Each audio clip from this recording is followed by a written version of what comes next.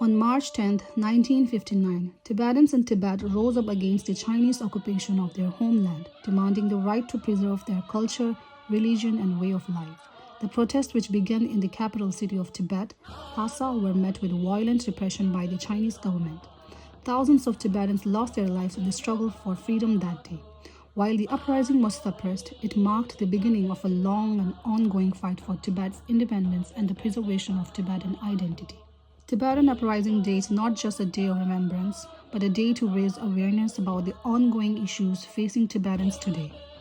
For decades, Tibetans have lived under Chinese rule, enduring cultural suppression, religious persecution, and human rights violations. The Tibetan people continue to seek the return of their spiritual leader, His Holiness the 14th Dalai Lama, and the restoration of homeland's autonomy. On this day, Tibetans across the world gather to protest, raise awareness, and demand global attention to the injustices committed by China.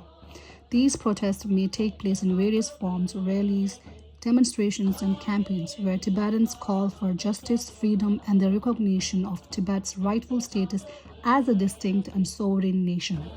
I understand that for many, the situation in Tibet might not be widely known or understood, but it's important to remember that Tibet was never a part of China. Tibet has its own rich culture, language, religion, and traditions that predate China's occupation. Tibetans have fought for a very long time to preserve their way of life, and the Tibetan Uprising Day of 1959 was just one example of their resistance to foreign domination.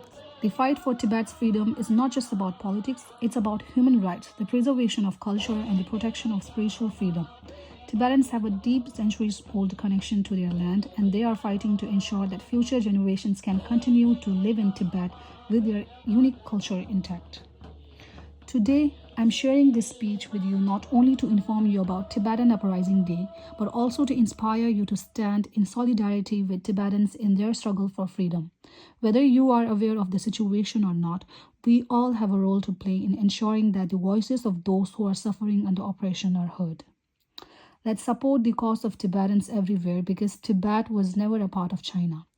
Tibet will be free, and we will fight until our last breath for a free Tibet. Free Tibet, Pugelo, and long live His Holiness the 14th Dalai Lama.